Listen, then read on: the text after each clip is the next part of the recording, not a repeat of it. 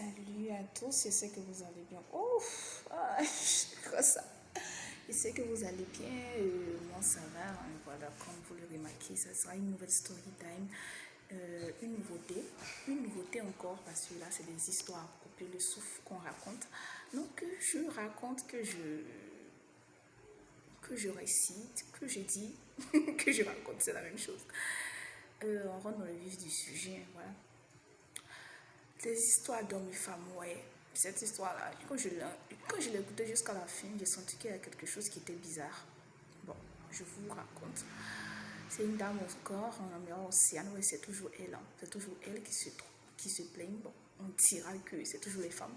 Bon, bref, Océane, le titre c'est depuis que j'ai refusé de passer à l'acte avec lui, il refuse de me donner de l'argent pour mes besoins personnels. Je rentre dans les détails pour que vous compreniez un peu. Ouais. Océane est une jeune dame, voilà, qui compte bientôt se marier. Voilà, elle est mère célibataire, c'est-à-dire elle a eu un enfant. Voilà, donc dernièrement, elle a commencé à fréquenter une église, voilà, évangélique, tout ça, où on prône l'abstinence avant le mariage. Et là-bas, elle a eu à faire la connaissance d'un frère. Bon, bref. Étant là-bas, elle a eu à faire la connaissance d'un homme, mais lui, il est d'une autre congrégation religieuse, bien sûr chrétienne.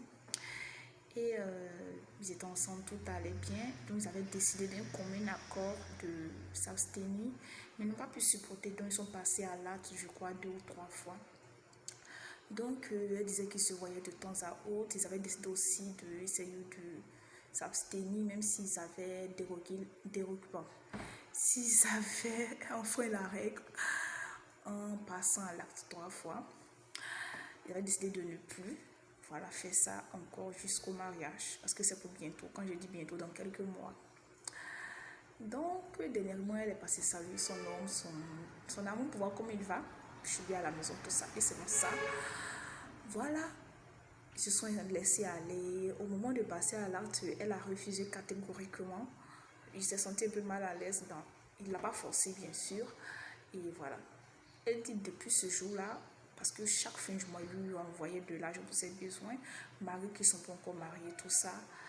Et depuis ce jour-là, elle a remarqué que depuis ce jour-là, il ne lui envoie plus de l'argent. Et il a changé, devenu un peu distant. Et il ne lui envoie plus de l'argent pour ses besoins personnels. Et elle lui a demandé qu'est-ce qui s'est passé. Il dit, bon, pourquoi il demande l'argent puisque pour le moment, ils ne sont pas encore mariés. Chacun vit de son côté. Qu'elle attende jusqu'au mariage. Et elle était aussi gênée et mal à l'aise. Elle a trouvé ça un peu bizarre. Elle a cru qu'il l'avait tapé l'œil, il était passé dessus, et c'était plus la peine, tout ça. Donc, elle est choquée de sa réaction.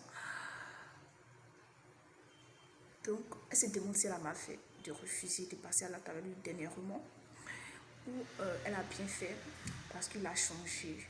Qu'elle a aussi besoin de cet argent. Et même que le mariage est pour bientôt. Voilà, il y aura le mariage traditionnel et puis le mariage civil.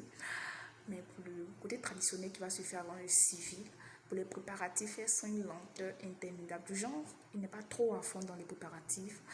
Il est bizarre. Elle craint que que le mariage traditionnel soit reporté ou annulé. Donc, elle se demande qu'est-ce qu'elle doit faire. Est-ce qu'elle doit retourner pour avoir des rapports avec lui encore? Elle doit céder à tous ses caprices? Ou voilà quoi. Est-ce qu'il aime vraiment aussi tout ça? Elle se pose beaucoup de questions. Dites ce que vous pensez en commentaire. Si vous avez déjà vécu cette situation ou avec des connaissances qui ont vécu cette situation, ou peut-être pas déjà, et donnez vos avis en commentaire. D'ici là, portez-vous bien.